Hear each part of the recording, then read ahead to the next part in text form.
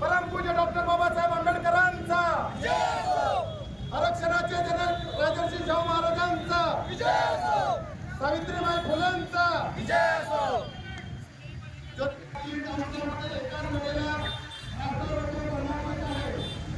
गेल्या अनेक वर्षापासून जी आमची मागणी आहे त्या अनुसूचित जातीमध्ये उपस्थित झालं पाहिजे. यासाठी पूर्ण भारतामध्ये अनुसूचित जाती आणि याच्या पलीकडून एक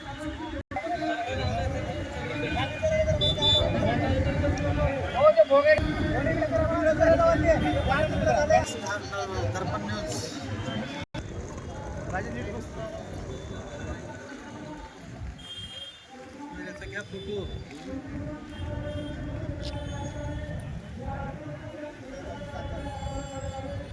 पण दुर्दैवानं महाराष्ट्राचं सरकार आरक्षणापासून आम्हाला दूर ठेवण्याचं मुद्दा म्हणून षटकारस्थान या ठिकाणी करतंय.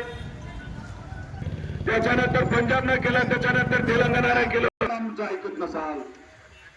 मी महाराष्ट्र आम्ही शहर शक्तीचा या देशाचे नंदनवन व्हावं, हा देश मंगलमय व्हावा, या देशाची प्रगती गगनाला जाऊन फिरावी असे स्वप्न मला पडत असतात. आणि ते स्वप्न पाहत पाहत मी लेखणी लिहित असतो, मी साहित्य लिहित असतो.